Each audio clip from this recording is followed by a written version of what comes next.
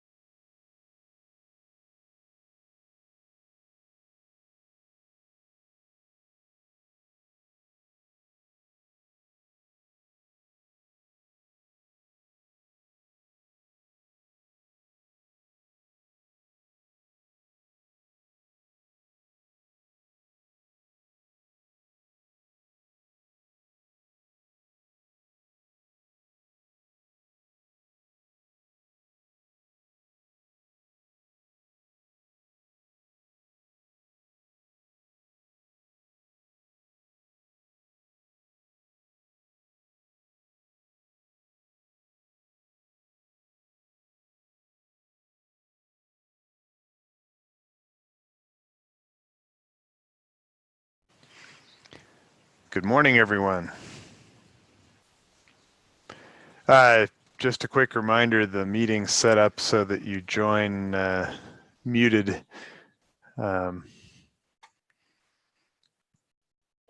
So if you'd like to join in, you'll need to hit an unmute button, or I can just unmute everybody if that's helpful, but I don't want to cause any surprises if somebody's in a noisy place.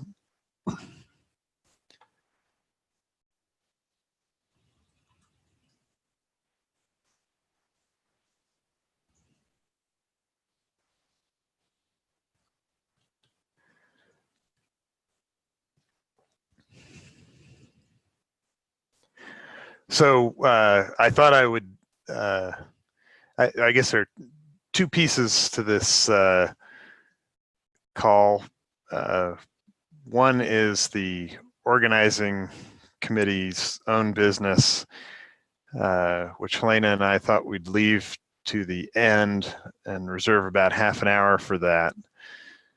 So what I thought I would do for this is to review the state of the project, where we are with the structure of the system, missing models and linkages, including some useful feedback that we got after the last call, and talk about some further thoughts about options and strategies going forward. Is there, does that sound like a sensible way to proceed? Thank you, Tom. It sounds good to me. And I guess my expectation is that everybody's seen the system structure at least a couple of times, so I thought I would abbreviate that bit somewhat in the interest of efficiency. But if there's something to talk about at any point, please stop me and interject.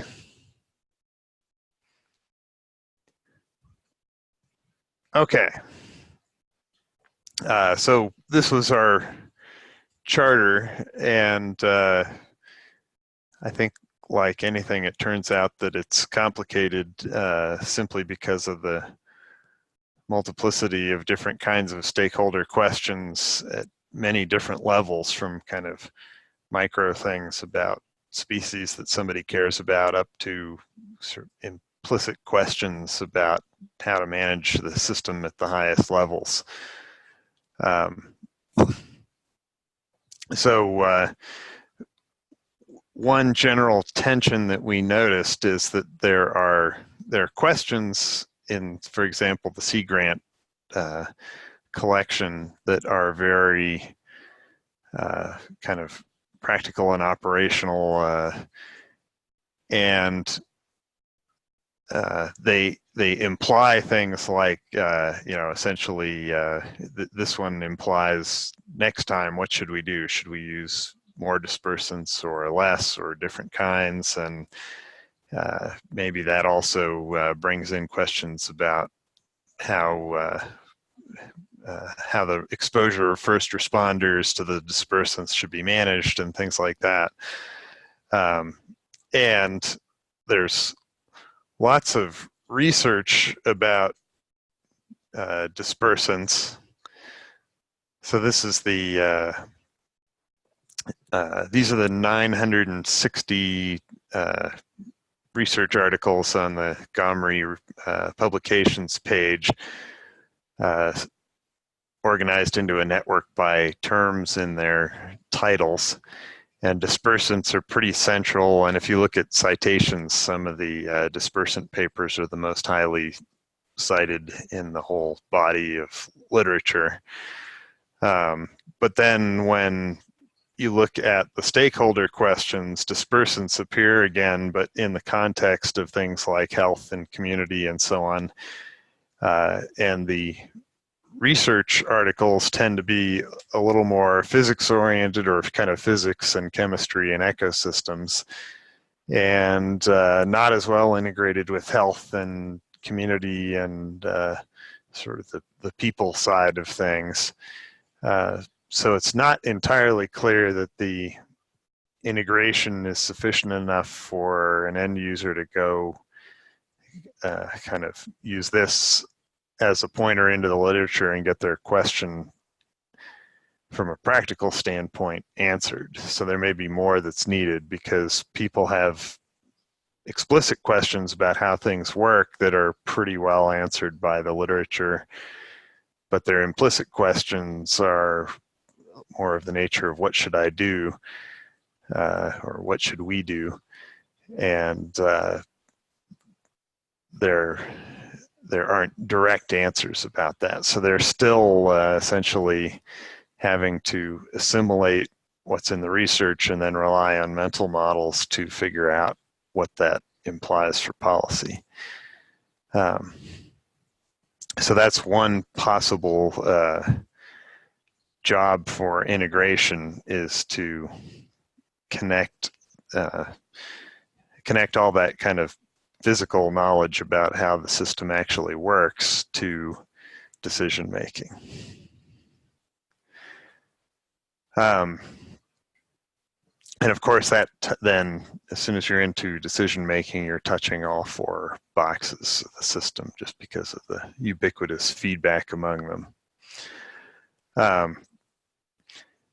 I guess it's kind of emerged as we've gone through this that part of the reason this is hard is that there's a lot of ambiguity about what the design questions are, who are the decision makers, and who else has questions to answer. So we had started populating this matrix as we went along, but I think there's some columns here that are still not very very well worked out. So for example, we don't have anything about individuals here. So I think there's part of the future integration task is to think more about this and try to make some explicit connections from the various kinds of stakeholders here to the various kinds of questions that are answered by the research and the models, and doing that would build up a constituency for the modeling, which would be helpful, both for getting resources, but more importantly for getting the questions from the stakeholders kind of directly injected into the thinking of the modelers so that the relevance of the models is maximized.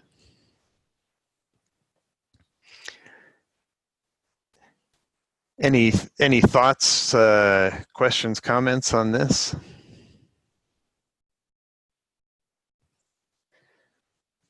Okay, I'll keep rolling here as soon as I can get my mouse back. So I think this framework worked out extremely well as an organizing principle for the whole thing. It just seemed to emerge very naturally, even when you looked at the network of questions from stakeholders. This structure is implicit in what people are interested in. But we did identify some possible refinements, which are essentially around modeling how it is that spills occur in the first place and the governance and technological context that determines what the risk is and how the system is going to respond. And in a sense, these 4 top boxes that I've added are really part of the socioeconomic system that's down at the bottom right.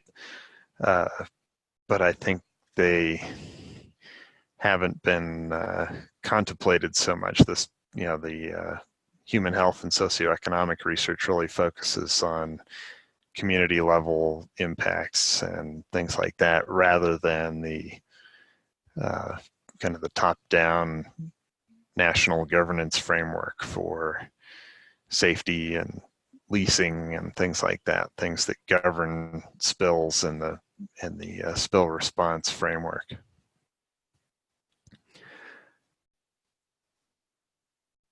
This is the essentially the endpoint system structure. And is there anybody on the call who hasn't been through at least one of the walkthroughs of how we built this up? I think everybody's been here at least once. Is it okay if I go fast? From my perspective, yes. Okay. But again, feel free to interject.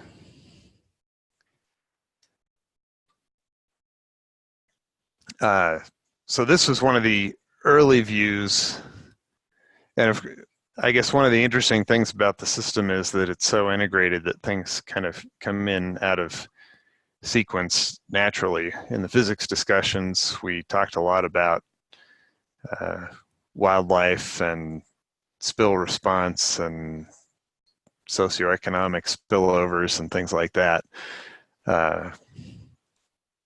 So here there are a couple of important threads. So one is the red pathway, which is essentially the CMS chain of assessing how spilled oil winds up in different parts of the ocean, which affects fisheries closures through a decision-making process, which affects the seafood harvest and therefore income and employment. And you could pretty easily extend that to spillovers to the non-fishing economy in the same way that Krista Kort's work did that for the kind of recreation and tourism pathway. So you have oiled shoreline and maybe other drivers of beach closures also kind of perceptions would play an important role there as people self-select other vacation destinations in order to avoid oil on the beach and other impacts, whether it's actually there or not. And that also spills over to income and employment, and via multipliers affects the non-fishing economy and state revenues and things like that.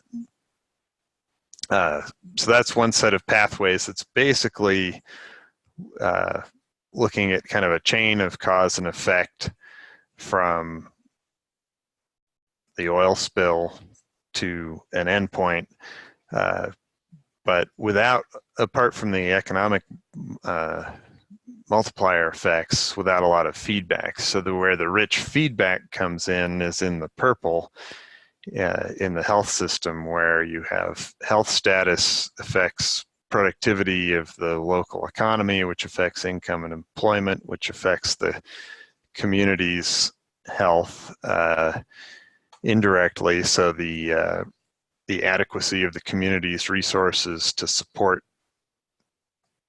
the social network of people who live in it, and to help maintain the mental health of the individuals through those support systems. And it also has direct effects. So economic exposure to the oil spill influences mental health. And then there are also some direct physical health pathways from where the oil is to toxic exposure via various activities, recreation, cleanup, consumption of seafood, and so on. And again, that may then pass into the sort of the purple part of the system and spill over to affect productivity of the economy, and therefore the long-term fate of the community. So I think that's the mechanism for David Abramson's point about long-term socioeconomic effects may outlast the duration of kind of the direct physical effects or the physical ecosystem effects.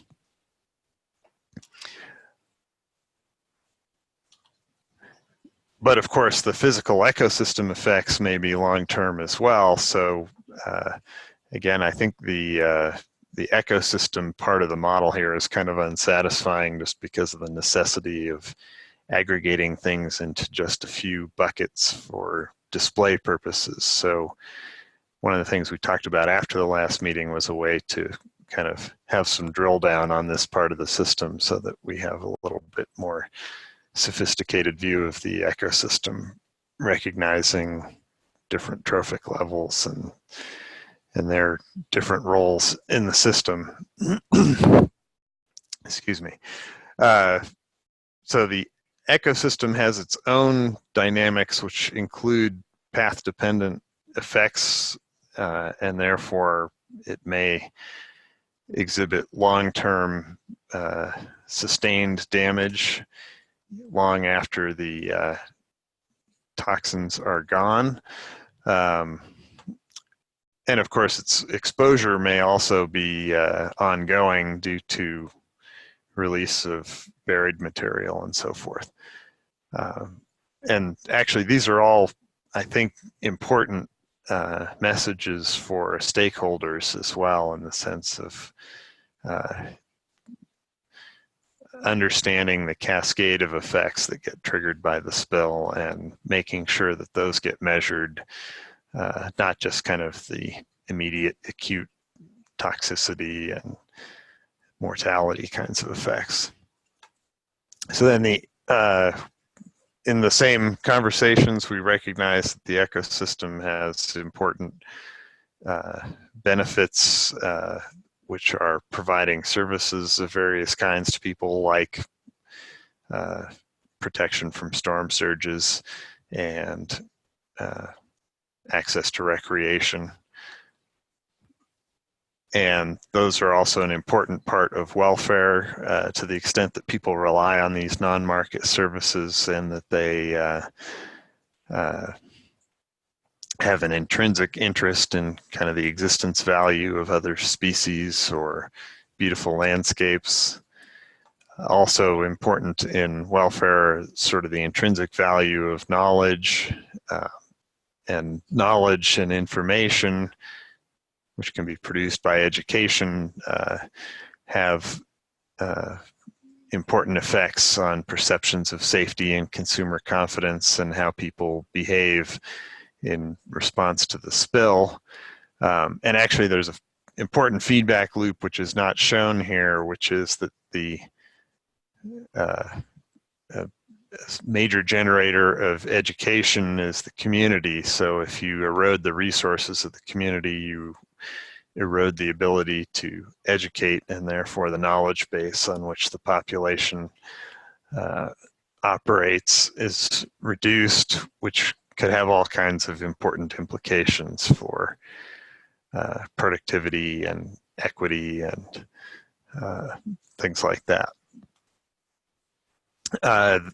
Then we started to build up a more complicated picture. This is from the physics conversation, where we talked about opportunities for improving the exploitation of coupled ocean atmosphere models and of getting the dynamics of oil into the picture, so that you have dynamically active oil, two-phase flow, that sort of thing.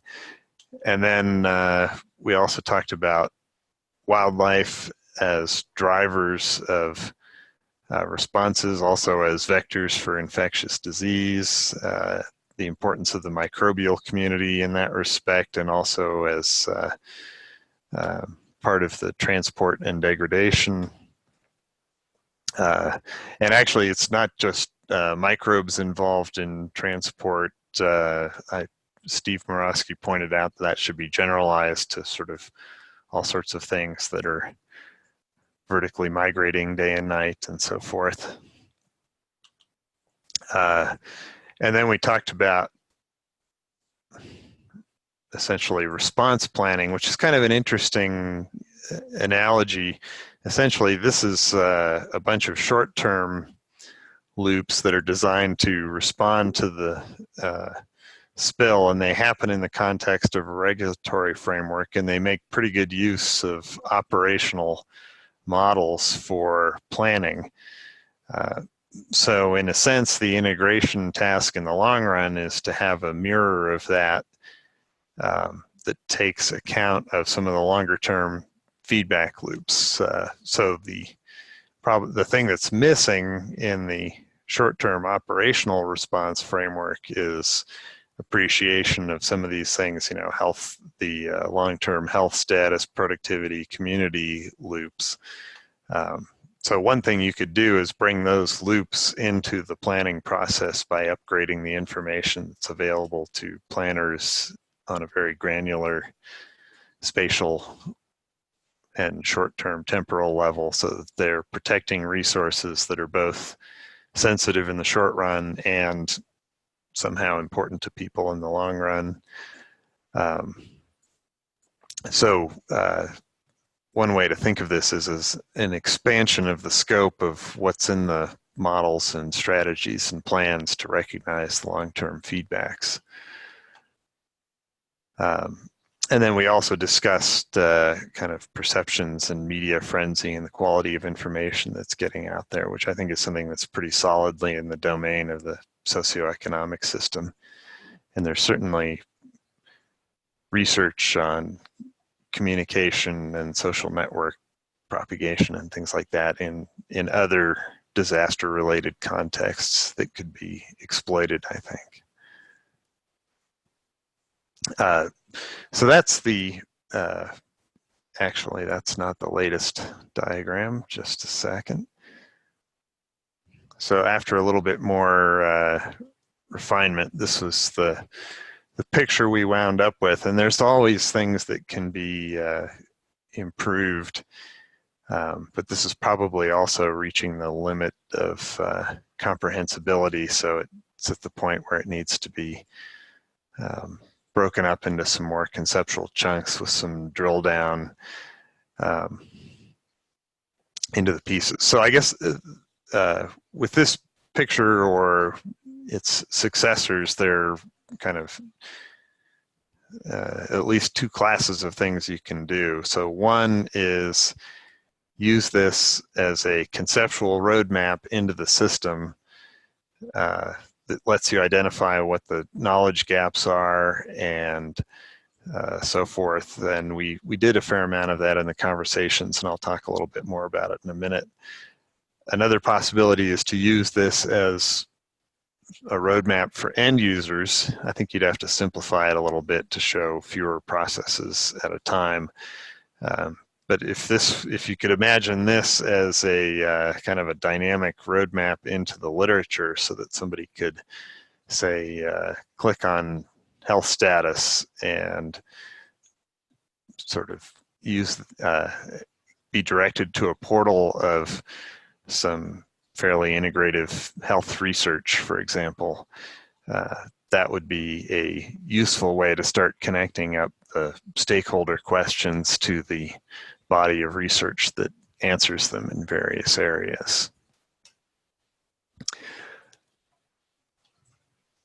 So, so that's the big picture. Any comments or questions on this before I forge ahead? Hi, this is John here. Yeah, I mean, I think this is good. There are a number of things that have been mentioned that you've already talked about this afternoon, Tom. I mean, one needs to decide how far to take this. It could be elaborated indefinitely, and one has to draw the line somewhere. But I do think it would be useful if you could deal with the refinements that you sketched out just now. And then maybe I think it would be quite useful to do at least one round of asking for comments from people. I'm sure there are a lot of people who have hopefully little tweaks they would like to see in some area of the diagram that would improve it. And I think it would be worth soliciting that sort of feedback before we engrave it in stone and mount it on a mountainside somewhere. Right. Yeah, that would be useful. And actually, I'll show you in a few minutes, but after the last meeting, we got some useful feedback from people, and also actually pointers to other conceptual frameworks that incorporate some of these features or drill into pieces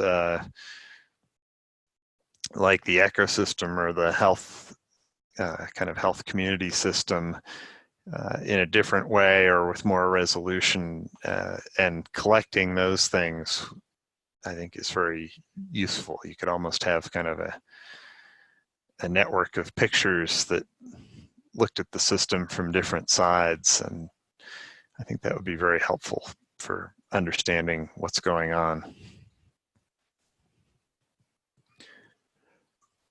Okay. Yeah, I do have one other comment, Sure. Tom, before you move on, which is that, I mean, this is very broad in its scope, which is great, but I do think that it does include some things that one would be unlikely ever to include in an integrated model. So depending on what one thinks the time frame for the integrated model is, and maybe a few decades would be a reasonable time horizon to think of, there are some things that I think could probably better be treated as boundary conditions or externalities rather than components of the model itself. And I think it would be quite nice to have a different version, or another view of it that shows what is actually modelable conceivably and what is actually external to any model system. And at the moment it's all a bit mixed up. Right. Yeah. And let's see. Oh, I guess it's not in this copy. But we did kind of go through and do some identification of what we have, highlighting different pieces, and I have some simplified views.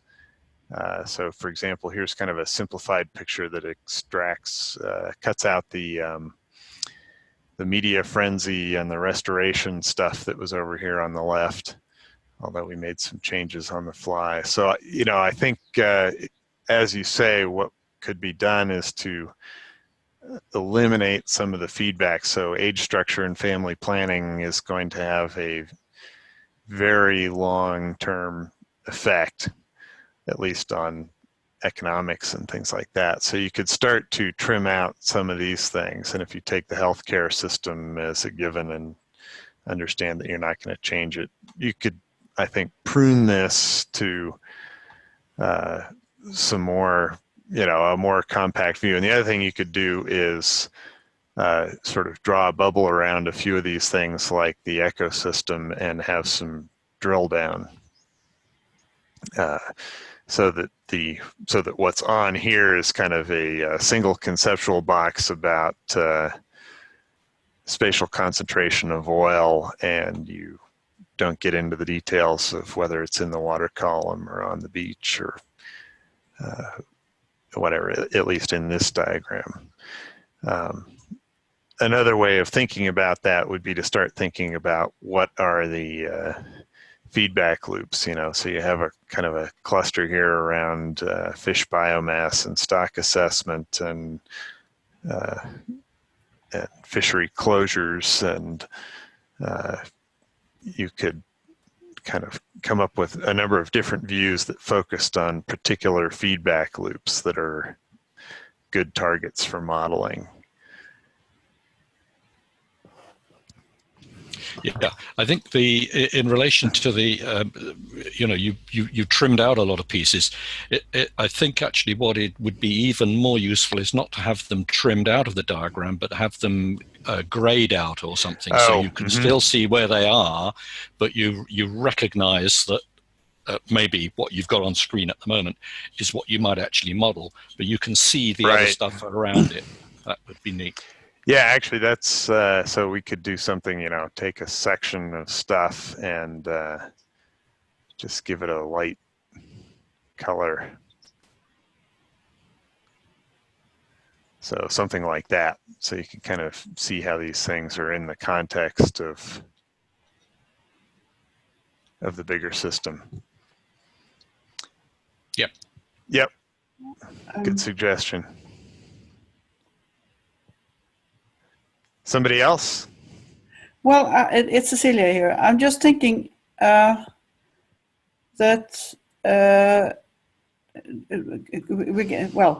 what we're talking about right now is how to present things, I guess, or and you got really useful ways to doing that. But I have in mind that we are going to use the pictures as to write stories, write papers, in which case we have to work with the pictures. That we can't just have static pictures. We have to bring out a question and then say, well, how will that part of the system function? What will be the most important feedbacks and loops there? And then bring in some other question that might be important. Right.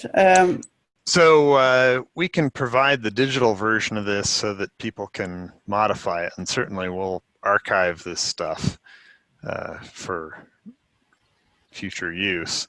And then I guess the other thing is, my guess is anybody, the way this will work is somebody will come along and say, okay, the key thing in the community is this kind of health status to productivity to economic output to health of the community and mental and physical and healthcare system impacts. So they'll sort of pick out some constellation and highlight that, and then they'll run with it with their own conceptual diagram of how the important feedback loops here actually work, and ultimately some kind of refined subsystem will come out of it.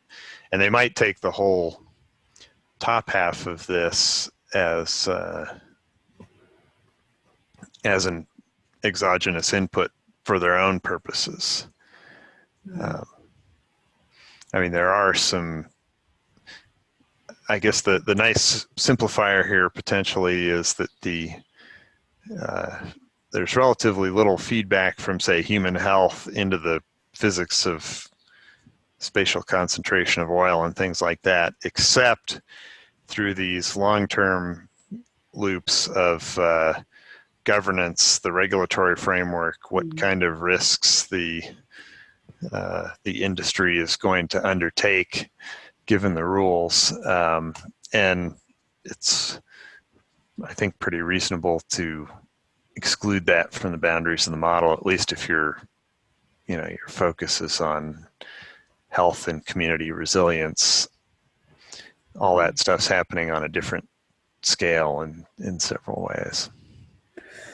But how, if let's say Helena had a student who wanted to work with this model, how, or somebody, how hard is it to pick it up as a software and well, let's see. So for just modifying the diagram, I'd say it's fairly easy. We have a 15 or 20-minute video about how to do it, and could certainly help somebody get started. And there are lots of places that do this. There are a lot of users at Boeing, for example, who are using software just for diagramming and not for modeling. And you could also take this into a drawing program. You can export it as a vector, and then you could use, if you like PowerPoint's graphics or Visio or whatever better, you could use that instead. Ideally, there ought to be some kind of tool that makes this more automatic. I was experimenting with kind of a cool network and system visualization tool called Kumu, which was great for ingesting the literature, and it gives you an energy-based layout of things, so you can move things around, and it automatically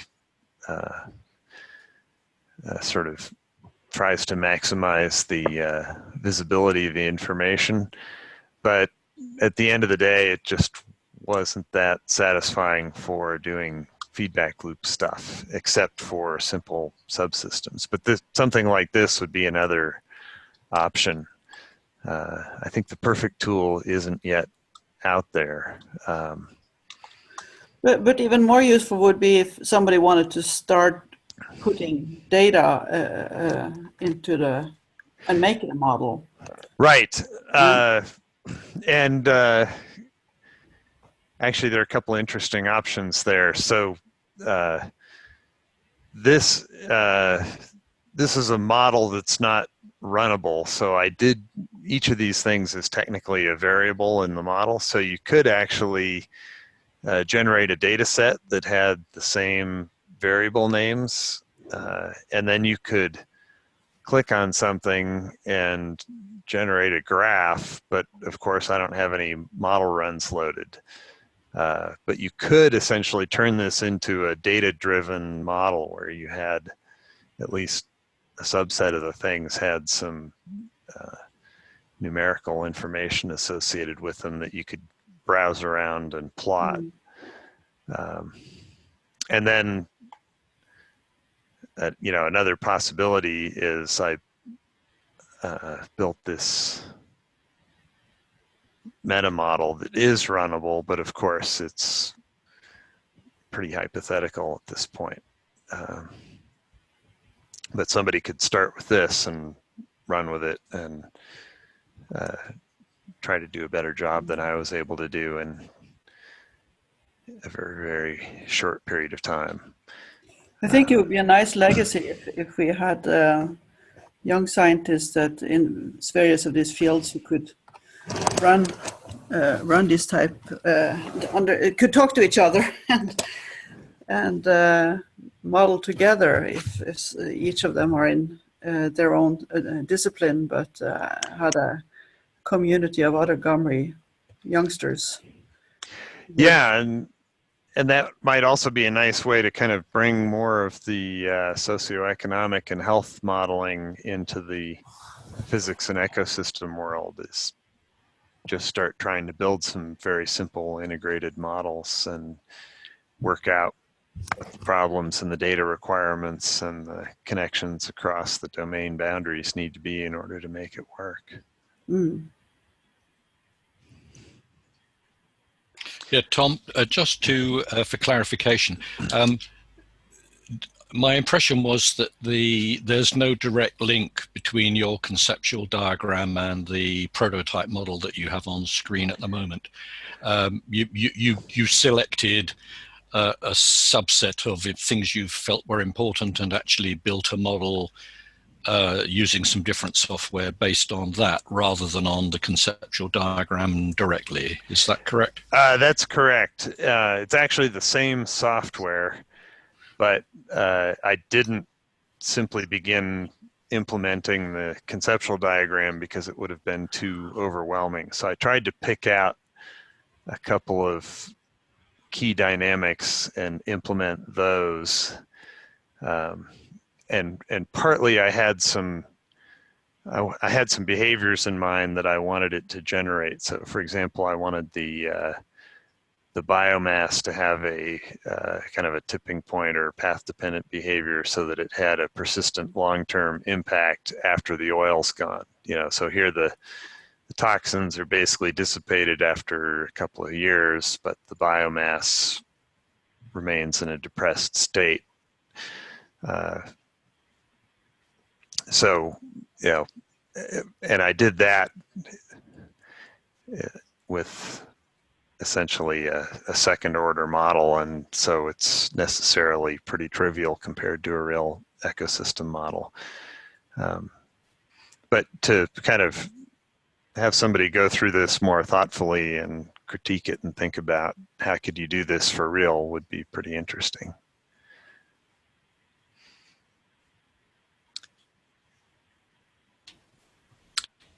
Yeah, and the big simplification that you made to make it doable in the time was to make it zero-dimensional, right? So it's one box. Right, yeah. And I actually originally spent some time thinking about how to make it kind of immediately generalizable. I mean, let's see. So one possibility would be to toss out this piece and focus on the kind of social mental health interactions, and instead of modeling this with a zero-dimensional ocean, just grab this as data from or output from CMS or one of the other systems that does this, and do the same thing for the ecosystem piece of it, and then focus on how the kind of the human capital and economic interactions and the mental health and physical health pieces flow from that.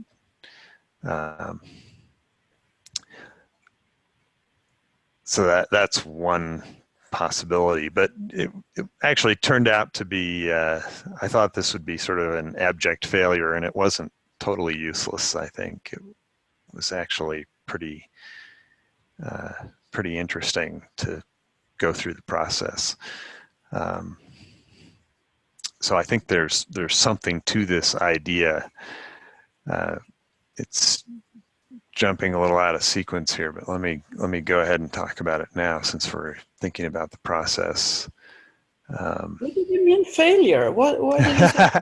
No, well, I thought it would be a failure. Actually, I didn't think it would work at all. But it turned out to be pretty interesting. I guess the question then is, if you were to build or invest more in a kind of a total Gulf integrated assessment model, what's the question that you're trying to answer? So it occurred to me that there are several. So one is that the legal damage assessment for the Deepwater Horizon spill included a lot of ecosystem resources and other kinds of impacts, but it was far from being a comprehensive measurement of the damages. And maybe for that purpose it didn't matter, because the legal framework didn't permit pursuing all the feedbacks. But it seems like you do want to know what the real damages are for the purpose of guiding the regulatory framework and trying to avoid future spills. So I think of this as, it's sort of like the climate problem of how much should we be mitigating versus how much do we leave to adaptation down the road, and how much impact can we handle in the future, things like that. It seems like that kind of question is important for the Gulf in general. And then there's some a little bit narrower questions like how can you make communities robust to these impacts, which is something that I think has to happen on a pretty long time horizon. That's a question you could handle with kind of a community health model driven by hypothetical oil spill scenarios, I think. And then related to that is, if you understand how, what makes a community tick, then what do you need to do to promote long-term restoration of that? And then impinging on all that is other long-term pressures, coastal development, climate change, things like that are going to be affecting the Gulf in the future. So it seems like there are a lot of important questions for this.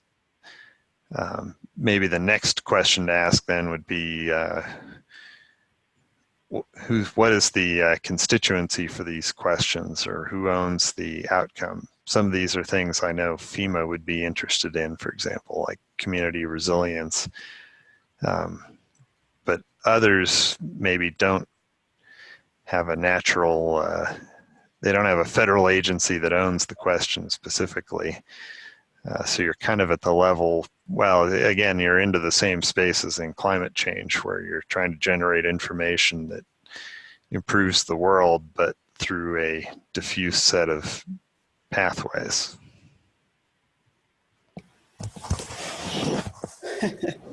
But I think these are very good guiding questions, because this is really you needed to guide us to where we're headed from and these are the important questions, even if nobody's asking them. Yeah. Steve Morosky sent a nice note after the last call where he raised some of these points. He was talking specifically about long-term ecosystem impacts from sort of tipping point or phase change kinds of effects in the community that persist after the oil is gone. And it seemed to me that there's kind of a high-level set of insights about things like that you don't get if you read the literature piece by piece. So it seems like you want decision makers, deciding what the safety regs should be and things like that, with those insights in mind somehow. So, a very integrated model would be a way to get at those things or get those lessons across. But there are probably other ways to do it as well. Simply kind of building up the knowledge base piece by piece about how ecosystems behave and how, what dispersants do to short-term versus long-term trade-offs and things like that. Yeah, I mean, I thought your prototype model was a long way from being completely useless. I thought it was pretty neat because I do think it showed how, at least in principle, you can use a model to look at some of these things, not necessarily to produce an answer, but to help think about them.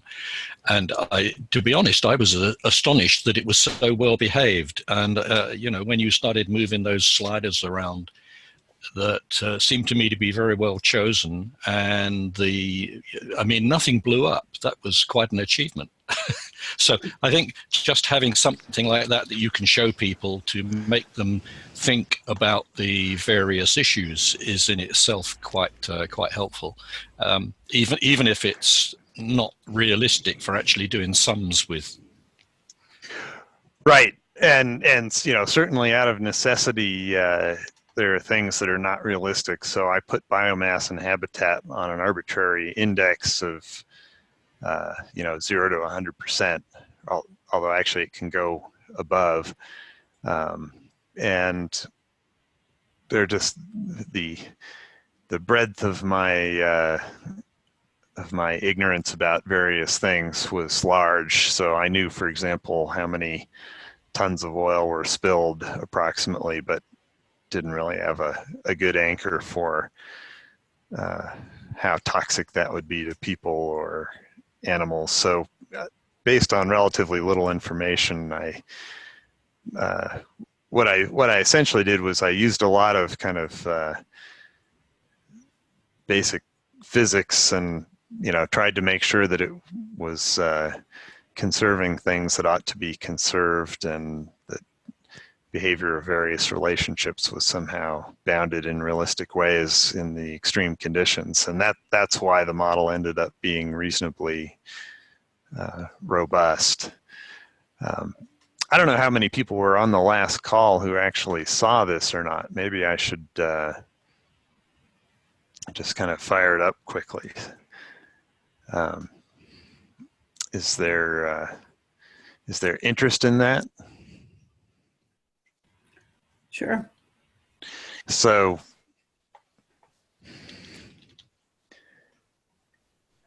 I'm just going to return to the starting point.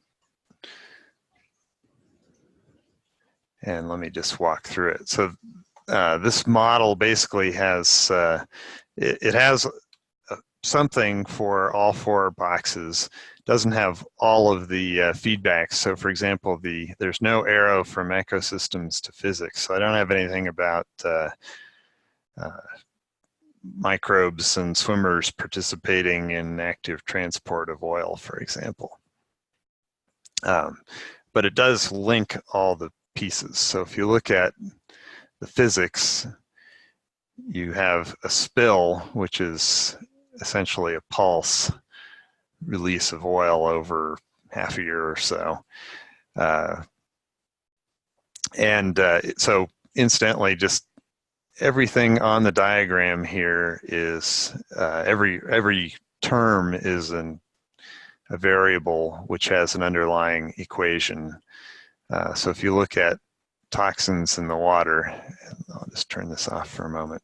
Toxins in the water is a state variable or a stock, and if you look at, has an equation, so it's the net accumulation over time of resuspension of oil and sediments, release from spill, degradation processes, settling into the sediment, and rising to the surface. So each of those is one of the flow pipes here. And there are a bunch of parameters that I've hidden just for simplicity that describe these. And these are all just kind of first order processes. So the amount of oil settling into sediments is simply a rate constant. So it's the fraction of toxins in the water column that wind up in the sediment per unit of time. And that's how most of this is built up. So there's toxins in the water column, in the sediment. Those might get resuspended, they surface. Things at the surface get degraded either by active cleanup or by natural removal processes, photodegradation, evaporation, things like that. So actually one thing here is I don't have the atmosphere. Then some of that gets beached and can be cleaned up onshore as well, or removed by natural degradation processes. And then there's some, so the policies here are cleaning up either by skimming or cleaning up the beaches, and you can also deploy booms to try to keep the oil off the shore. Then the physics influences the ecosystem in two ways. So there's an ecosystem which consists of a biomass, which is regenerating and degrading, and it's basically a logistic model, and you can also harvest a certain fraction of the biomass, and then the biomass interacts. So habitat is essentially the physical context within which the biomass lives. So the amount of habitat determines the carrying capacity of the biomass, but the biomass also determines the stability of the habitat, because the biomass is doing things like, it's like seagrass that's stabilizing the shoreline, things like that. So if you degrade the biomass by killing it through toxicity, so this is the link to the physics here, is the blue variables that come in. If you degrade the biomass, then you reduce the stable habitat, and that lowers the carrying capacity. That's what creates a tipping point in this system, or a path-dependent long-term effect. And then the other thing that may happen is that in your efforts to clean up the shore, you're also disturbing the habitat by digging it up, or trampling it, or whatever. And there's also a possibility for a policy of active restoration of habitat here. So that's the ecosystem. And then the economy has a couple of components. There's harvesting the biomass, so there's fishing and seafood industry, shellfish, things like that.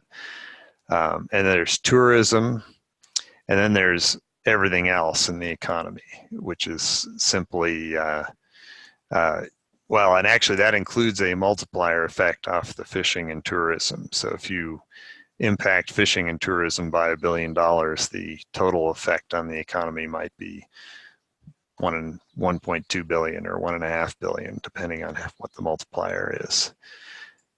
The economy is also affected by productivity, which is a function of human capital, and you get human capital in this model by reinvesting a fraction of your economic value in education.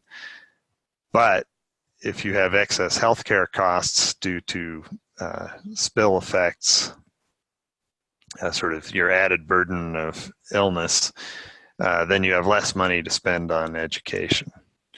Health also affects productivity directly. So there's some economy and health feedbacks here which say that if you impact the economy, you diminish the accumulation of human capital, which diminishes productivity, and then that also propagates through the health system, because mental health is going to be impacted by the degradation or the impacts on the economy. And actually, so here's what that looks like. There are two pieces in the health system here. One is kind of direct physical health toxic effects. So this is kind of a meta beaches model where you have toxic exposure creating short-term and long-term health effects. So the long-term health effects only appear after a couple of years delay in onset. So you have an overall prevalence of physical health effects, and that is one stressor on mental health. The other stressor on mental health is the state of the economy. So when the economy is running below trend, that creates stress, and vice versa. So there are processes that degrade mental health, and there are processes that restore mental health.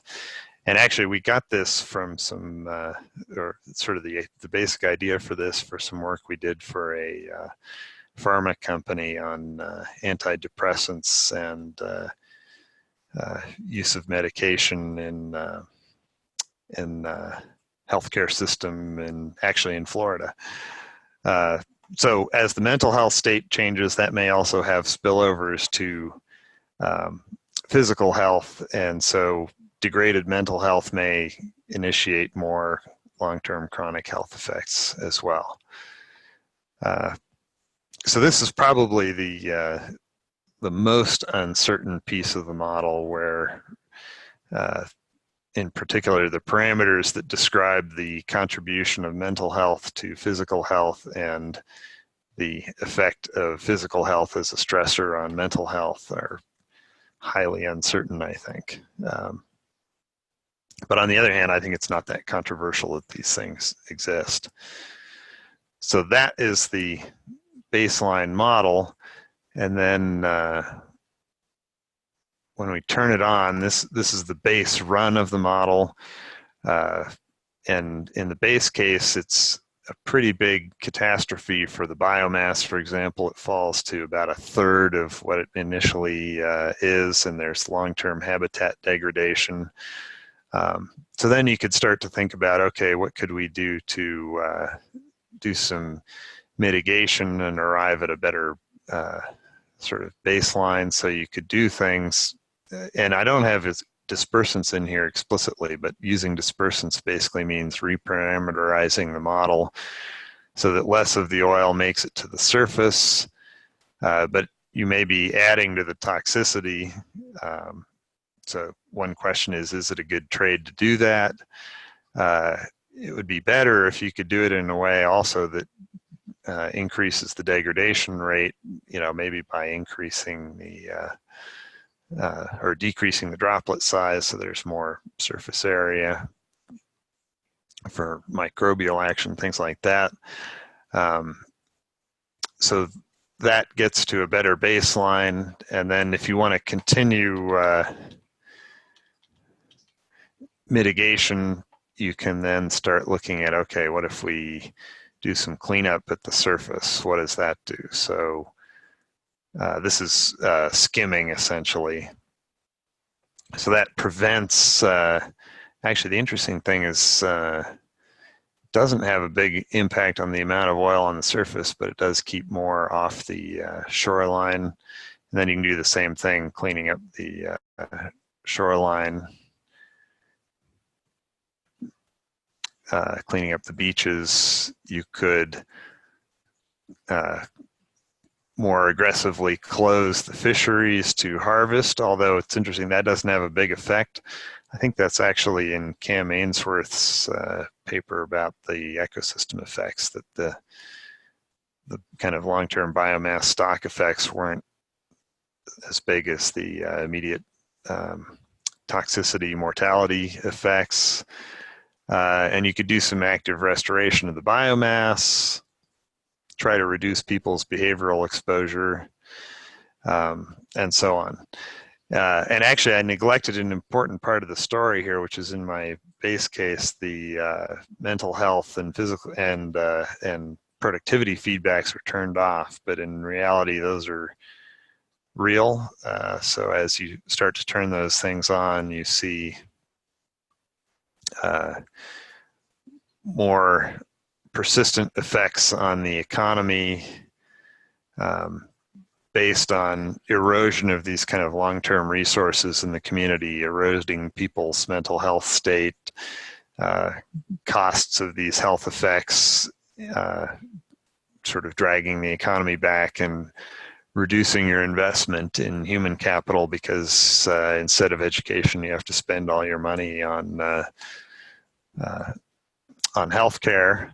And there might be other amplifiers there too. As you spend less on education, you're spending more on conflict and prison and things like that.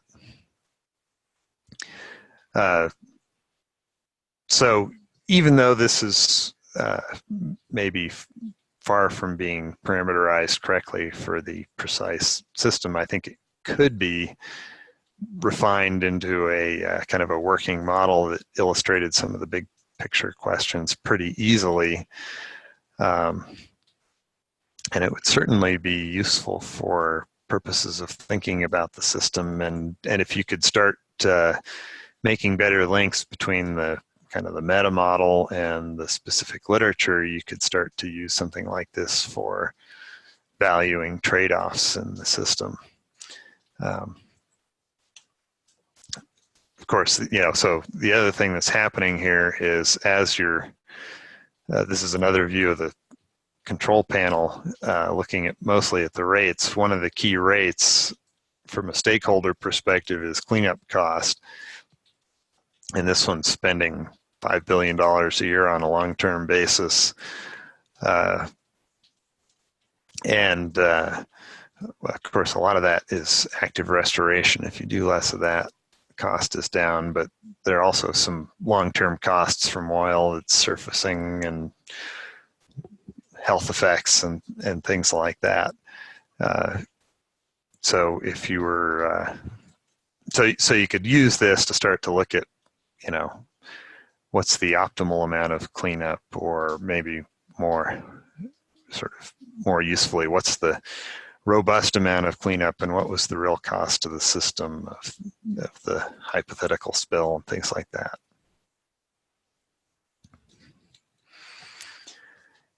Any questions, comments on that?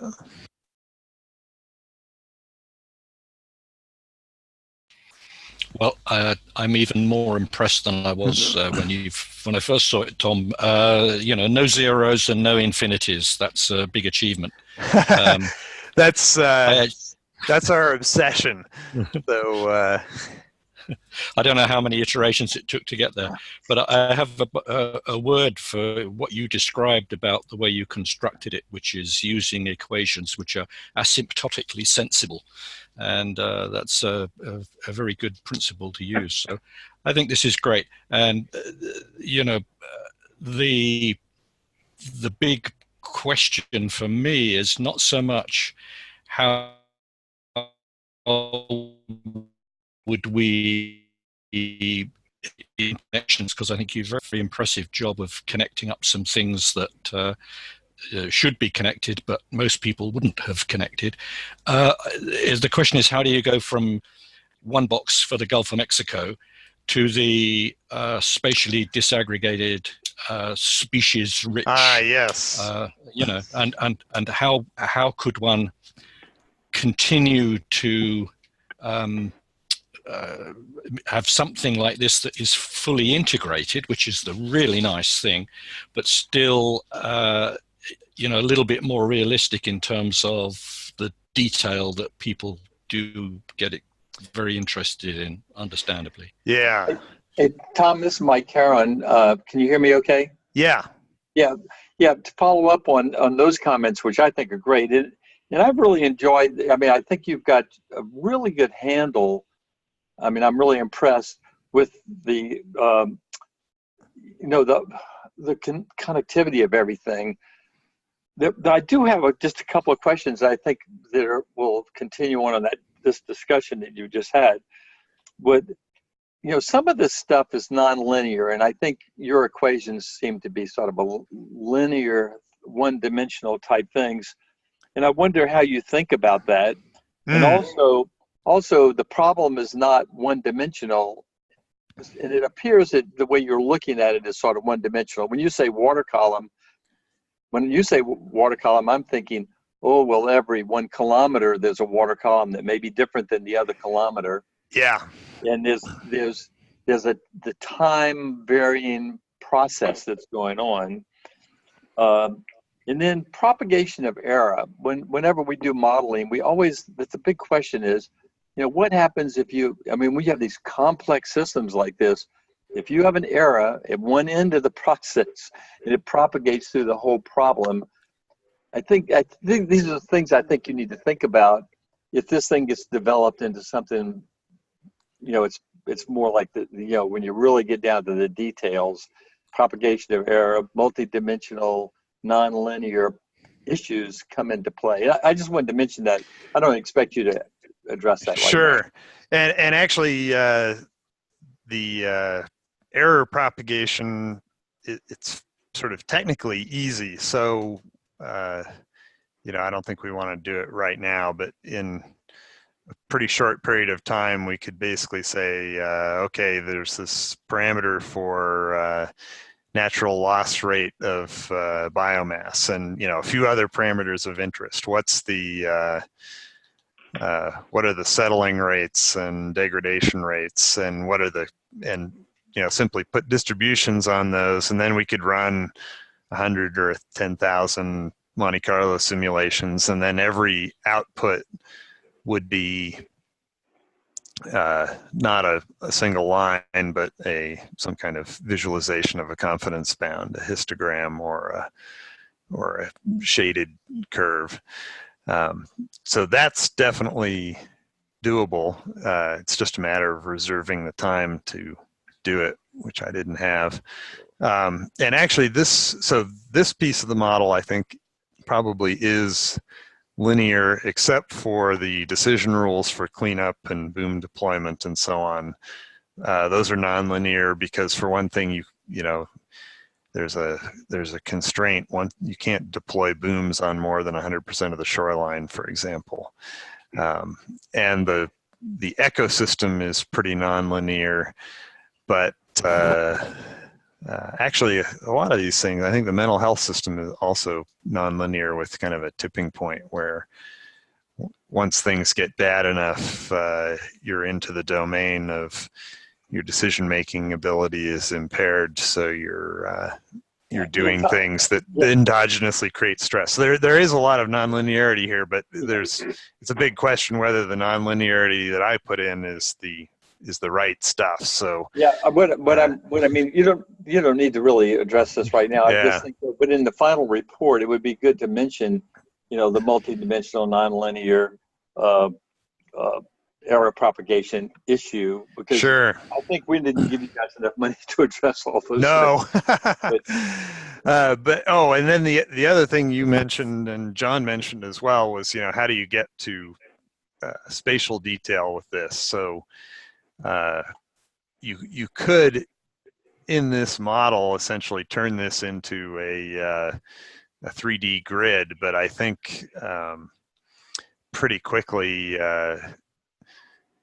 I think it would be hard to implement something here that was a fine enough grid to model things with fidelity. So it might be more sensible to focus on the health and socioeconomic boxes, and you could get this half from CMS or something like that.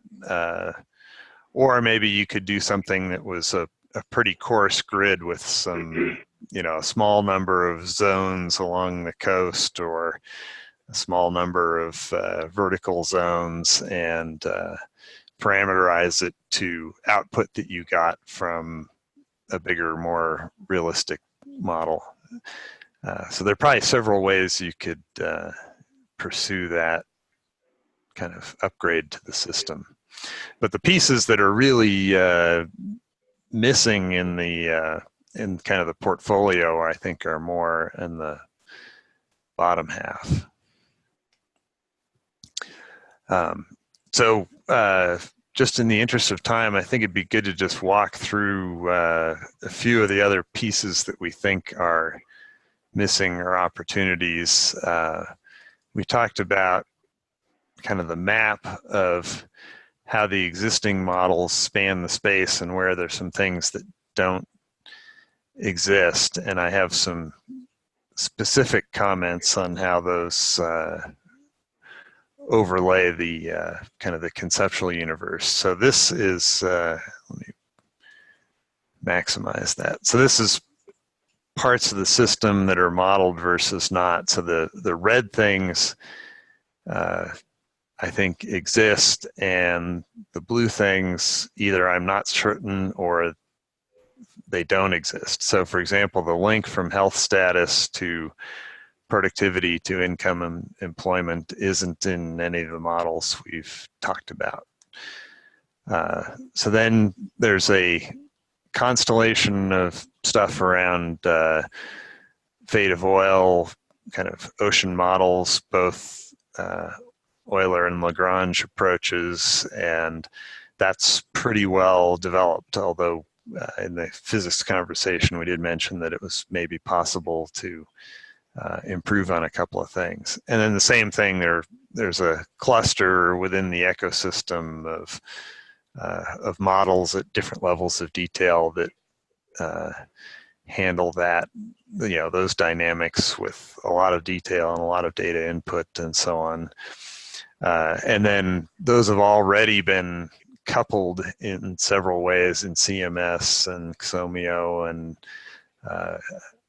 other tools as well. And some of the analyses like the CMS fisheries closure analysis propagates into income and employment, so it starts to touch on the socioeconomic system. What it doesn't get to is the multiplier effects.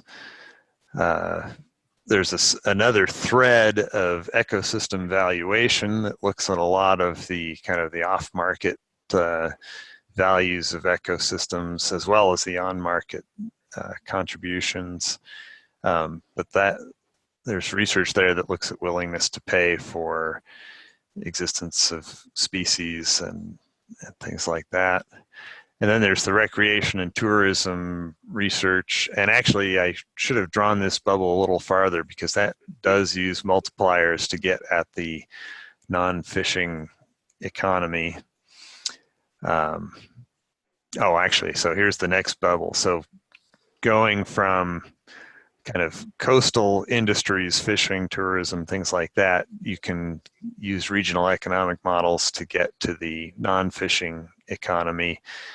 I think that's a big opportunity because the models exist, just hasn't been linked up very much, but that should be pretty simple to do in principle. And then over on the health domain, there's beaches, looking at toxic exposure and behavior and health outcomes. And then there's the mental health work, which looks at least one link of the system, the mental health impact of economic and physical exposure to toxins as moderated by community health. But I'd say that's still at the stage of being kind of micro level assessment of outcomes, and it would take some work to turn that into a real simulatable assessment model that would let you do prospective simulations of hypothetical accidents as opposed to the aftermath of Deepwater Horizon. And then over in the operational domain, there are also a lot of models, and there may be some opportunities to inject some of these long-term considerations into the resource valuations and so on that get used to make decisions in that space. So just summarizing some of the gaps and opportunities in physics, we talked about making better use of coupled ocean atmosphere modeling and making oil dynamic.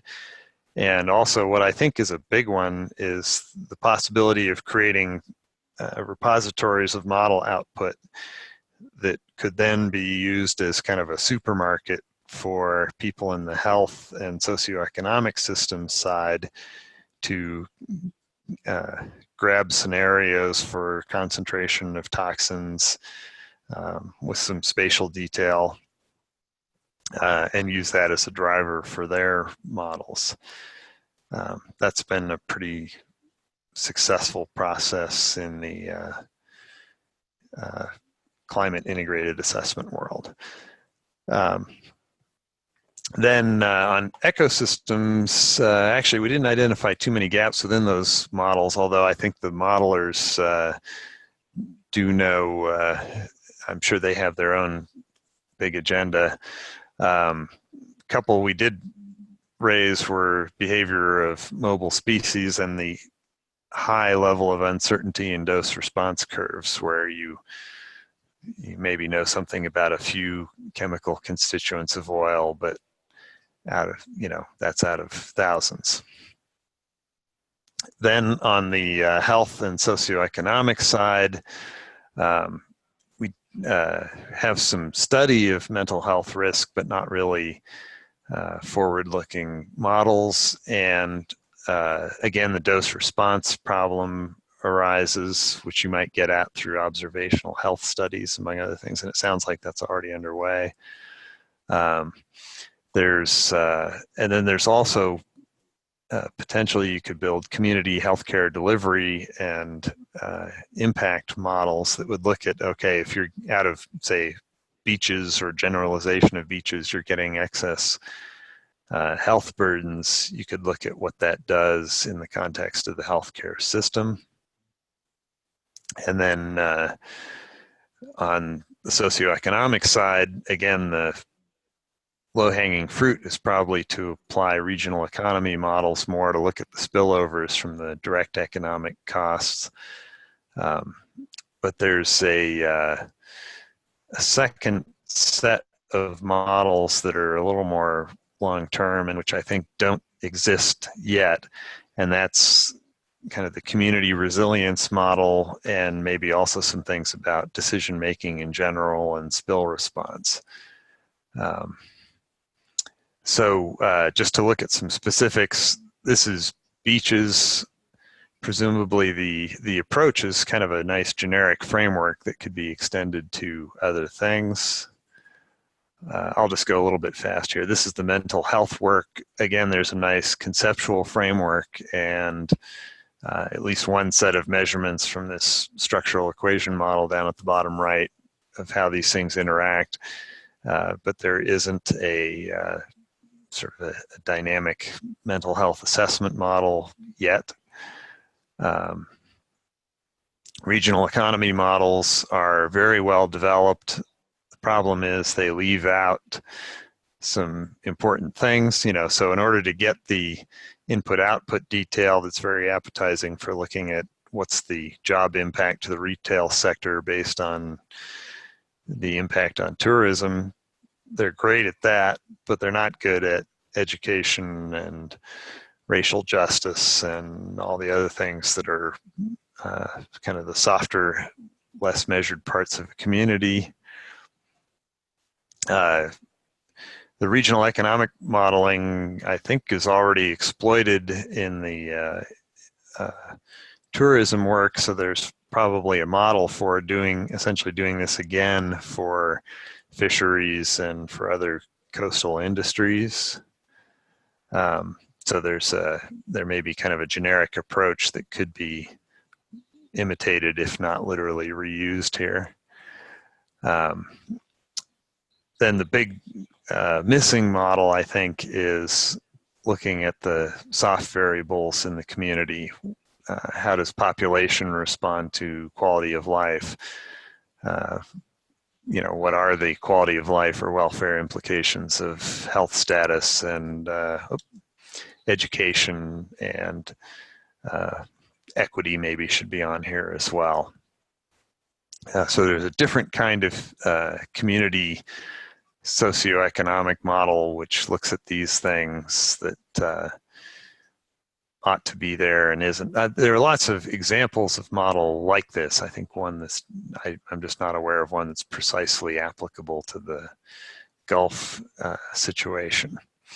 Actually, this diagram started off as a model of agricultural community sustainability in the US. So I think a lot of these loops exist in a lot of contexts. We just don't have a well-developed tool for them. Some other things, looking at the boundaries, the ocean ecosystem, the big gap is microbial and mobile species feedbacks. There's an ecosystem health link from infectious disease. And then I goofed up on the last item there. The system, I think, naturally separates into kind of two tiers. The physics and eco and the human health and socioeconomic system are pretty entangled with each other. And so it's possible that you could segment it and sort of chain models together to get from the top half to the bottom half without introducing the massive complexity of considering all the feedbacks that might flow in the long run from human health and socioeconomics back to oil spill behavior and cleanup response and things like that. So if you, I think you can abstract away, and the attractive reason for doing that would be you could have detailed physics and ecosystems using the existing coupled models and use that to drive pretty rich health and socioeconomic scenarios. And I'm just going to skip over a couple of things. So in that case, what you could do is chain models together the way they did in CMS, where they went from spatial dispersion of oil into the fisheries ecosystem, and then use that to drive income and employment. Part of the reason this works out is there's tight clusters of kind of dense feedback within the ocean and within the ecosystem, but which can be mostly separated except for the species that are active in transport of oil. So kind of to a first order at least, these are pretty separable systems. I think these feedbacks are important, but maybe not thinking about the hypothetical oil spill where you have a lot of other uncertainty, kind of smearing out the detail. The problem with the health and community socioeconomic system is that it's a lot more tightly coupled because you've got essentially people are the coupling agent here, and the network of payments and social relations and things like that that people create among one another are important to the health outcomes and the productivity of the economy and all these other things. So it's really much more entangled. So I think there's a momentum process that's emerging, which is to take the portfolio of existing models and federate them, and eventually that gets you towards bigger and bigger models. But I think at some point that will become difficult and expensive as you start to integrate the socioeconomic domain. So I think that process will proceed with better and better ocean ecosystem models, but it's you probably need to think about different strategies as you get into the socioeconomic system. I think the proof of concept of the zero-dimensional model indicates that there's some utility to building some very aggregate, more strategic meta models that capture both or capture all four boxes. So I think the unexplored territory here is down at the bottom right on this diagram. It's models that are incorporating the socioeconomic and health space, and which are highly integrated and have lots of rich feedback, but then necessarily, in order to get that, somewhat less detail. And we already took a look at that. And I think the key then really is what's the question that we're trying to answer with this. And I guess the blessing is that there are lots of questions that are useful to the stakeholders at all levels. So I guess then starting to think about next steps, the question is, how do you make the connections? And we talked about a number of things, getting better tools in the hands of people who are using models in a more operational context or after the fact for evaluation of things. And then there are higher sort of levels that are one removed from creating a tool that gives people the answer that they are specifically seeking. There's also a lot of important processes around getting insights out there about how things work. So for example, the insight that it's possible to have irreversible effects on an ecosystem. And then building up the network of people is also important. And so there may be a lot of uses for the conceptual model besides building a formal model that actually simulates the system. It's using the conceptual map as a way to make sure that when somebody shows up with a question, they can find their way to the person or the piece of research that answers that question. So that's it. We're eager and interested to talk about next steps, however you think it serves you. I guess the immediate next step will be we'll create some written documentation of what we've gotten out of this, but we're also interested to talk about the long term.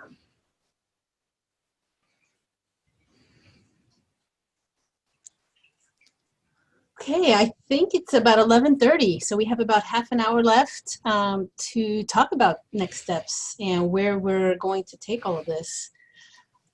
I do have an agenda, but maybe we can start by just general thoughts and maybe use the agenda to maybe wrap everything up in terms of where to go. Do you want the screen or do you want me to pull up your email? That would be good. With the agenda? Yeah, that would be good. At the bottom of the email is the agenda. Thank you.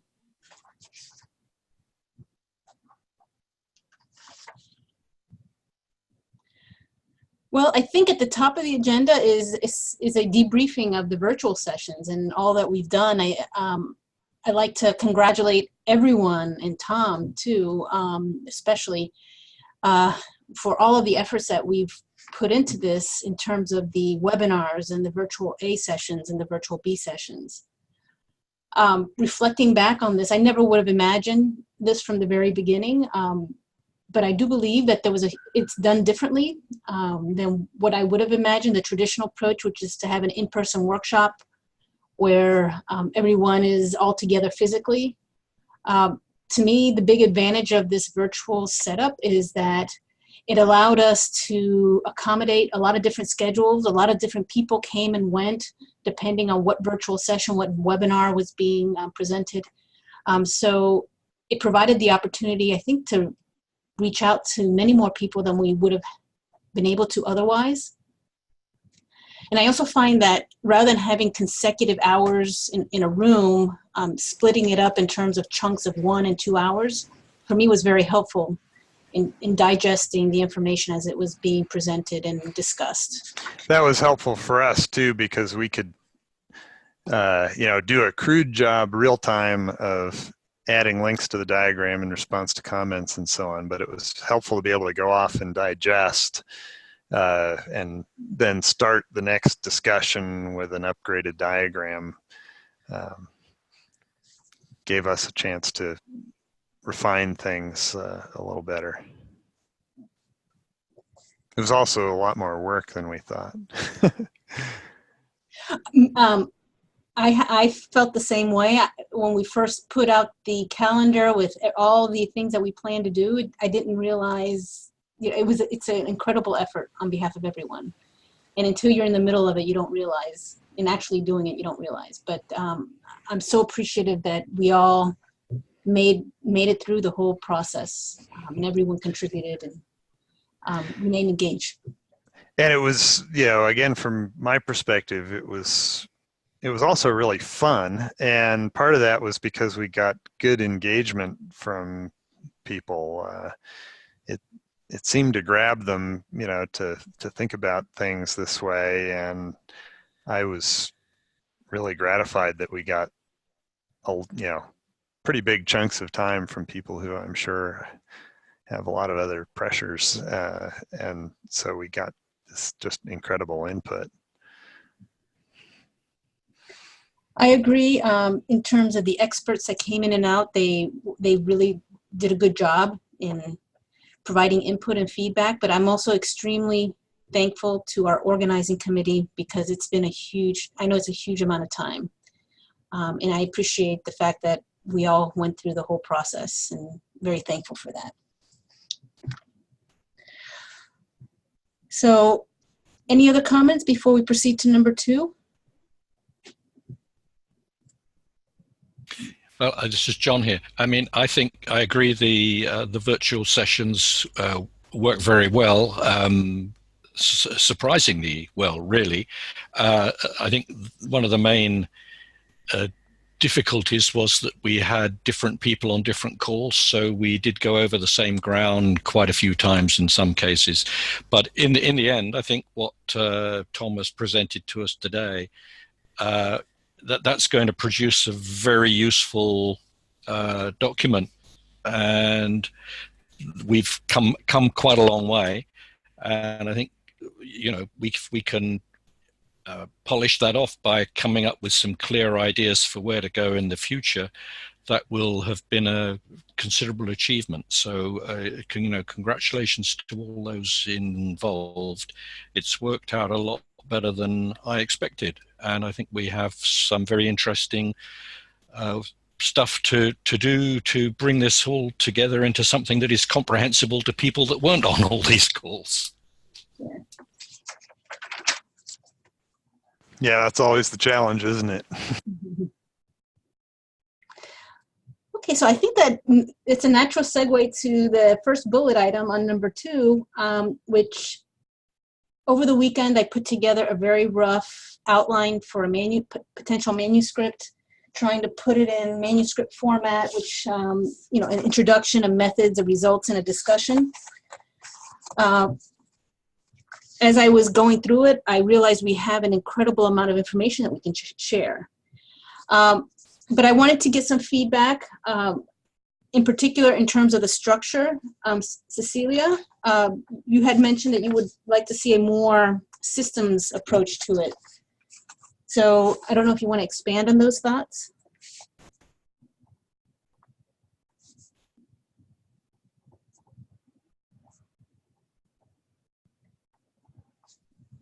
Cecilia, I don't know if you're still on mute. Sorry, I said a lot of things now. Let me retrack.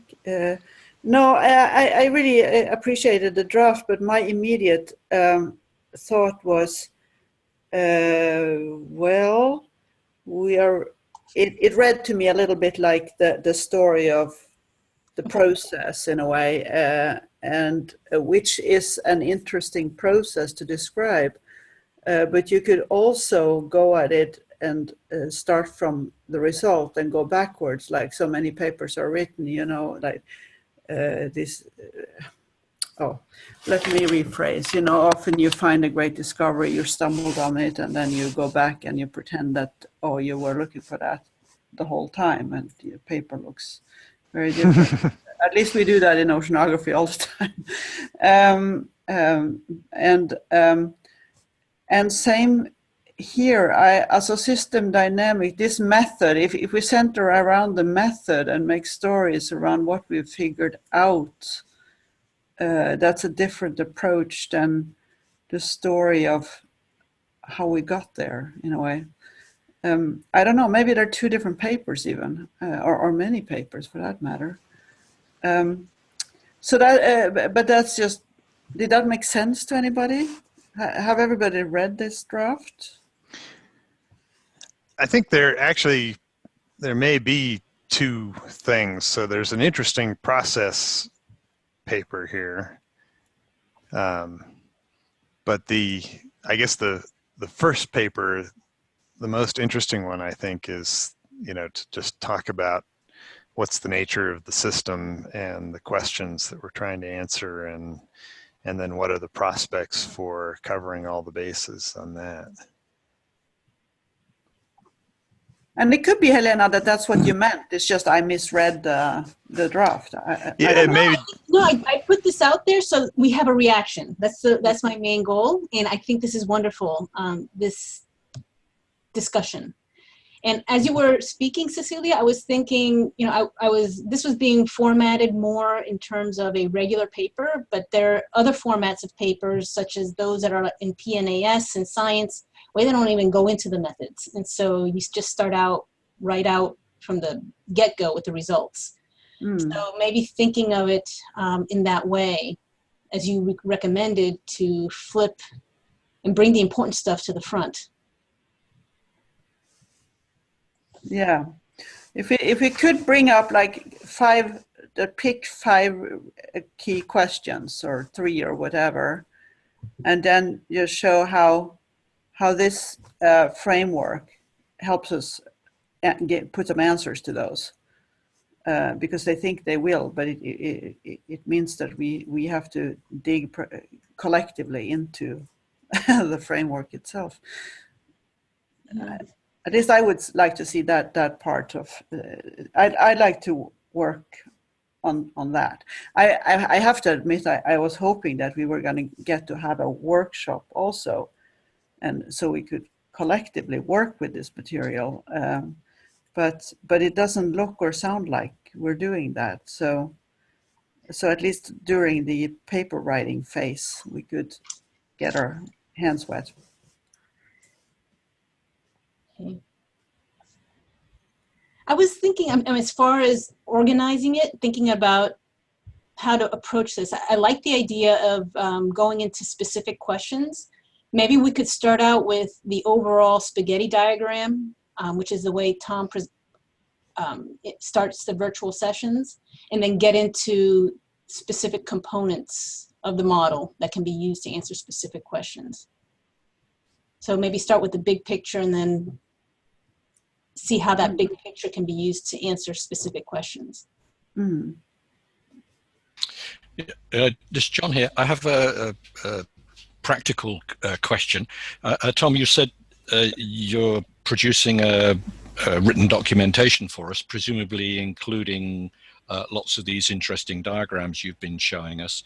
So my question is all of that material available to us to include in a published paper, presumably with you as co-author? Yes. Okay, that's a simple answer to a good question. And when you say available, I guess there's the mechanics of how do we convey it to you. So we'll just archive the model and make sure all the vector diagrams are in the report, and then I guess there's the intellectual property sense, which we don't want to constrain. I don't remember exactly what the contract says, but I don't think either of those will be an obstacle. No, the intellectual property was the one that was bothering me. I know most of your slides have copyright statements at the bottom, so I was just concerned that there might be all this wonderful stuff that we couldn't actually use in a publication. Oh, well, so what we normally do, so partly I didn't change our standard slide deck. So again, this is subject to whatever the contract says, but our normal mode is to keep copyright and give the client unlimited license to use it as they need it, and that's just so that we don't have future projects entangled by other people owning copyrights on things that we're reusing from other projects.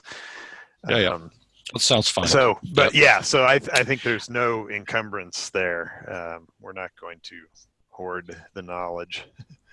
This is Laura. It's exactly as John stated. If there's acknowledgement, and the acknowledgement is in the contract, you are free to use this material, and we do not claim copyright because there is no finished model. Generally, our products are models, and this is just a diagram, and there are no strings attached from us on that IP as long as there is acknowledgement. Okay, that's great. Thank you.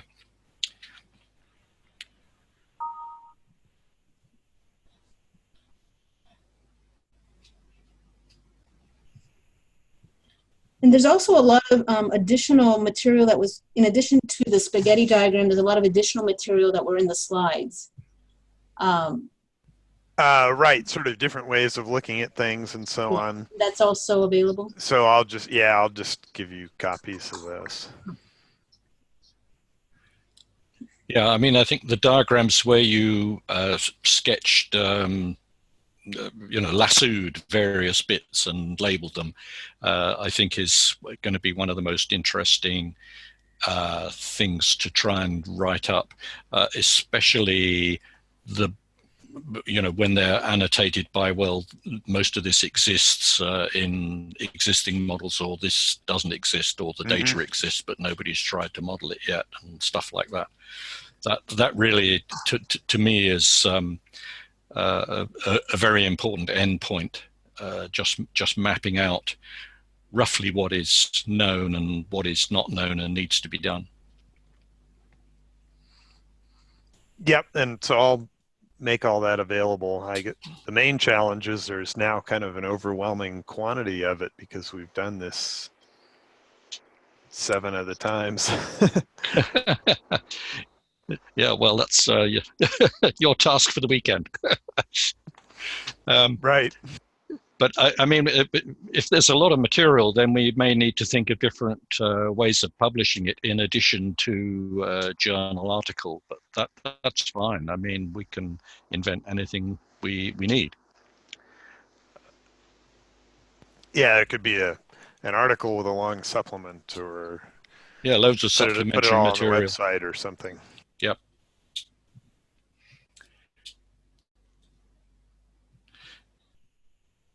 Okay. Thank you for clarifying in terms of being able to use some of the images that were developed. We appreciate that. And then also what I heard is a reorganization of the outline. I'll take a crack at it, but again, feel free to edit it, change it, cut and paste. It doesn't, to me, it doesn't matter. They're just words on a paper. So we can re-edit and work this through so that we can get the right framing before we even embark trying to write this up. I do believe that we have so much material to work from that it should be pretty straightforward writing it up once we have the storyline or the structure of what we're going to do. Yeah, I guess that's maybe the key question is what's the takeaway message for the reader, and once we decide exactly what that is, then we should be able to sort of dump out text pretty fast. And what I heard during the conversation is the gaps is a big one in terms of what's already covered by existing models, and then what are the gaps that need to be filled with new models, and then how to link models. I think that would be one of the takeaways. Yeah.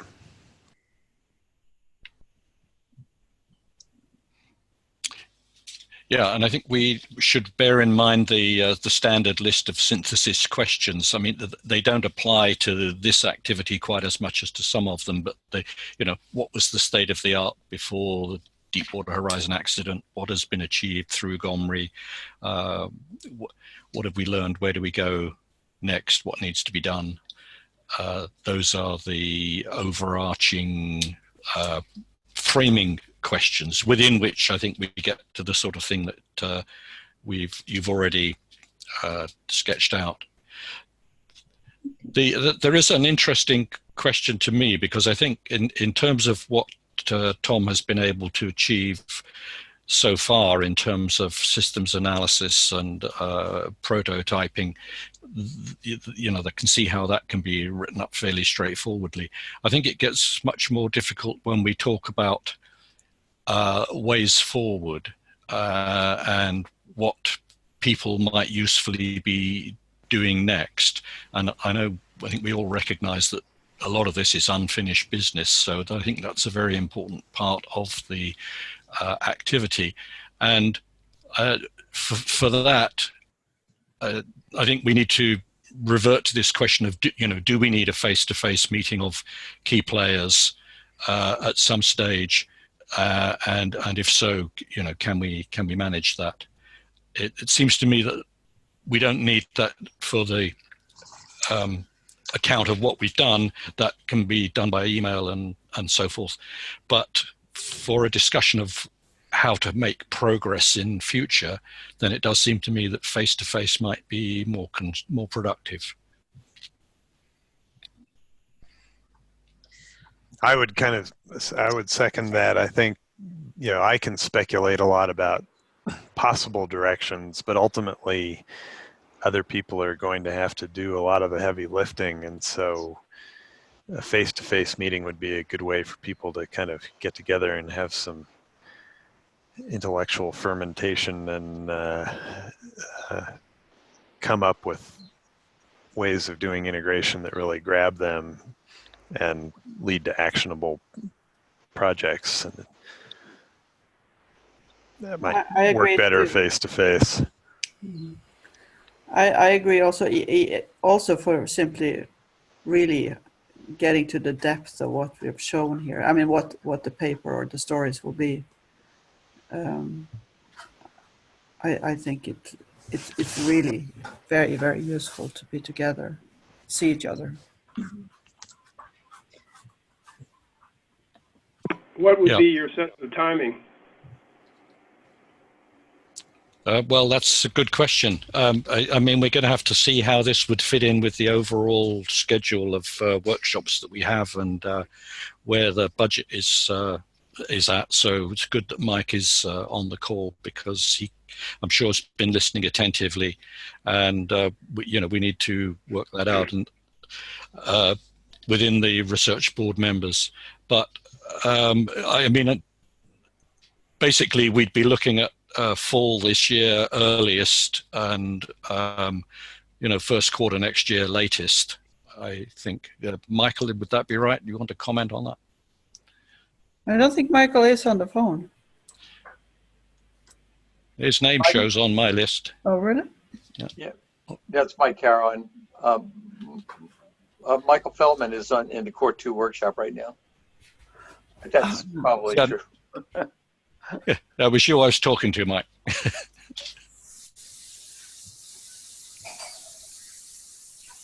Yeah, I mean, I think that's probably correct. Fall or early next year. Yeah. And as long as we're only talking about a modest number of people, which I think for this sort of thing would be essential anyway, we need, I don't know, order a dozen people to bounce ideas around, and from the virtual sessions, I think we could have a good stab at who those ought to be. Then, meet for a couple of days. We could probably achieve quite a lot. I agree. Yeah, good while this is somewhat top of mind.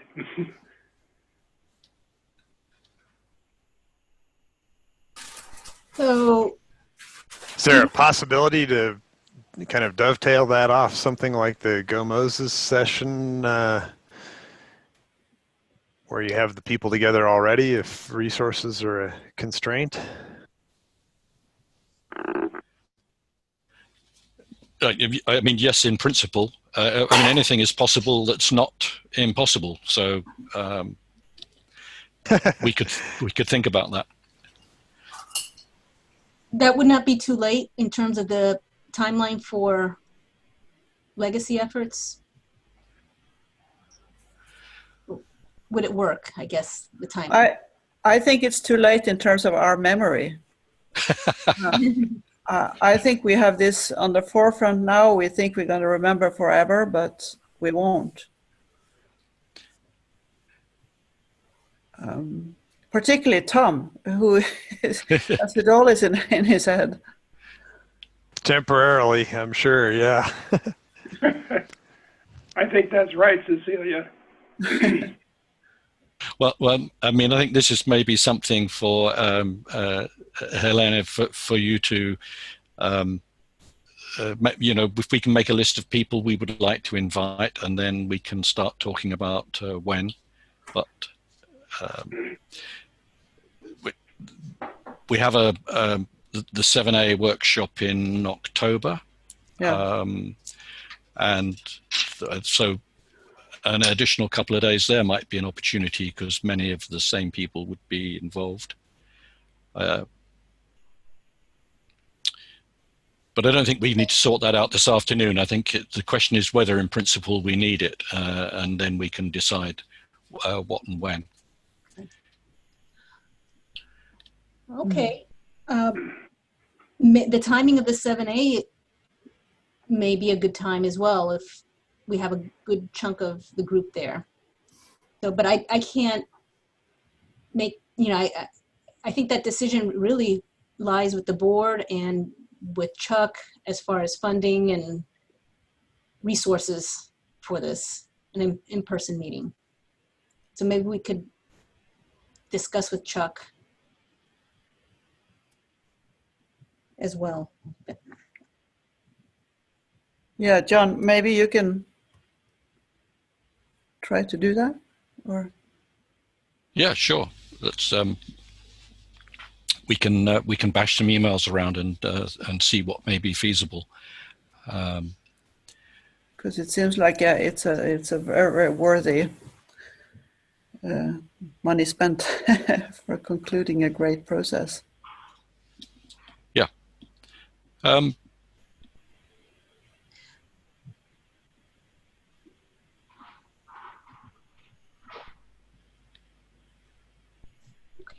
Okay, so I think there'll be a little bit of homework on the sidelines in terms of determining whether an in-person session prior to Go Moses is a possibility. So, which sounds good.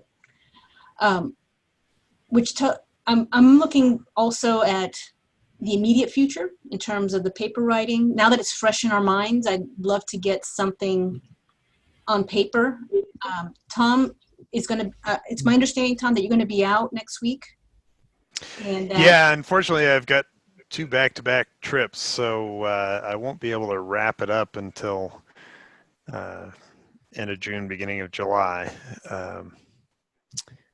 But I can start archiving the materials and things right away, so that there's no sort of loss of memory here.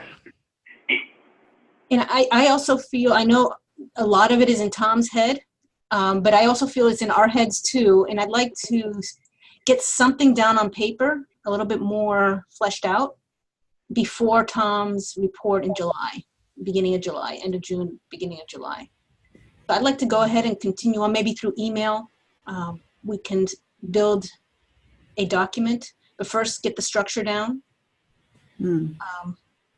So that when Tom has his report, we can use that as a way of putting flesh on the manuscript. I agree.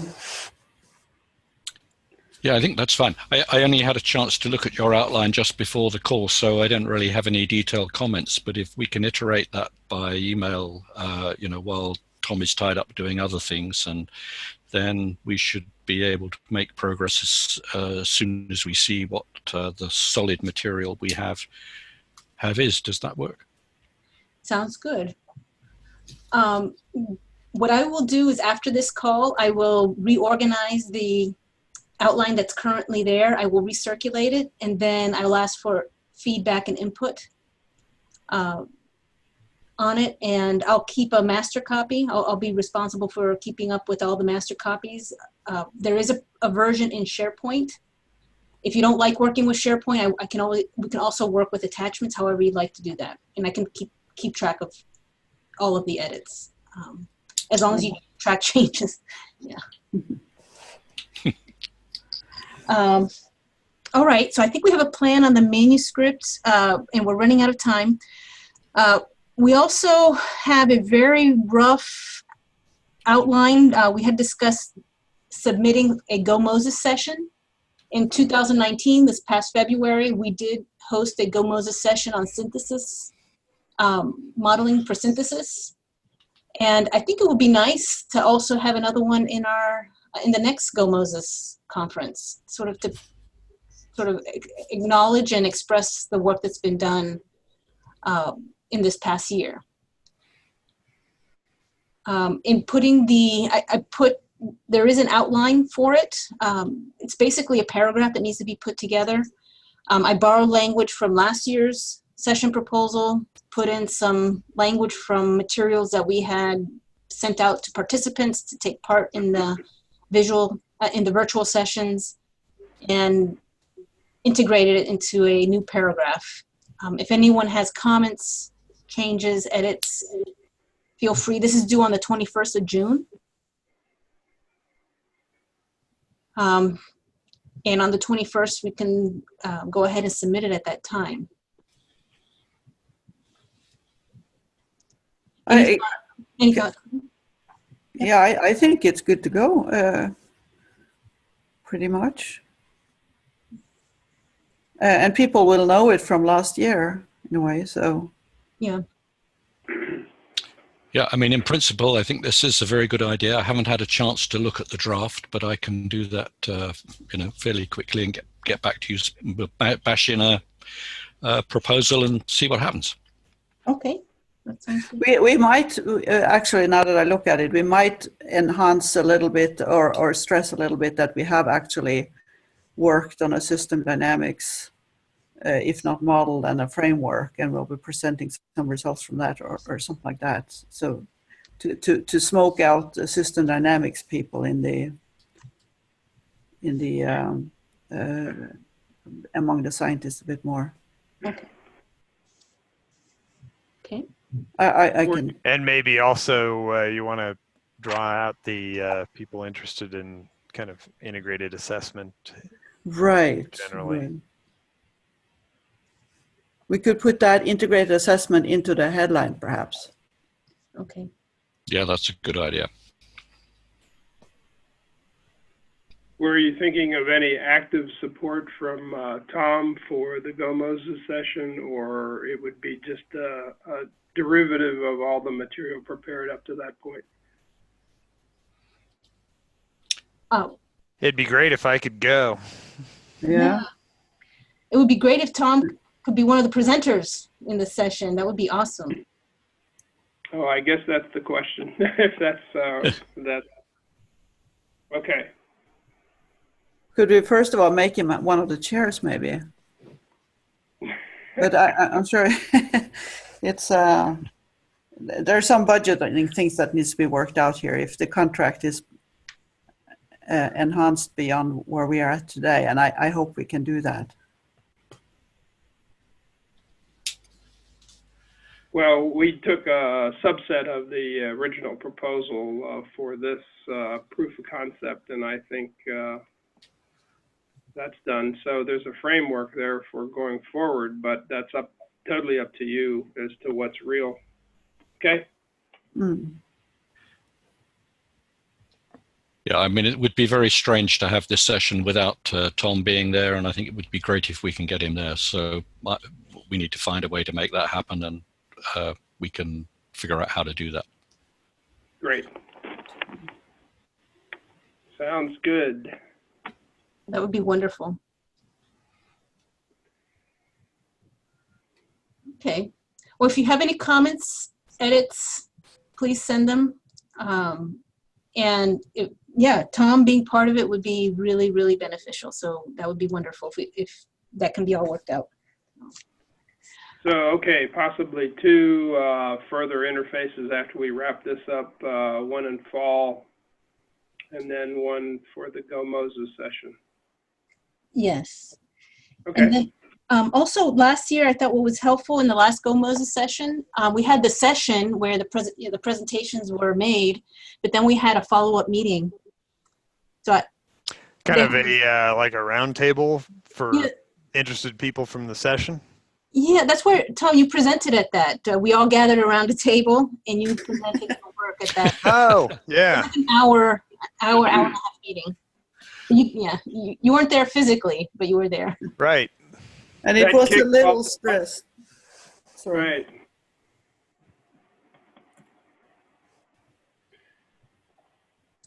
Well, thank you all very, very much. Incredibly interesting project, and thank you, Cecilia and Helena and John. It's been outstanding from my just listening perspective. And thank you, Tom. Yeah, of course. it's been super cool. I've had a great time doing Yeah. this. I got addicted to the whole tone and level of cooperation and earnestness of this group. So we would be very pleased to work with you again. Oh, likewise. Thank you. Okay, so I think we're pretty much wrapping up. We've got a plan on the manuscript. I will send out another revamped version to get it jump started in terms of developing the structure. The GoMoses session, if sending comments on that would be great. And then there's a possibility of in addition to the session, assuming that the session gets accepted, that there would be an additional meeting in Tampa, and then we're also exploring a meeting in the fall, an in-person meeting in the fall. Any other items? We've sort of run out of time.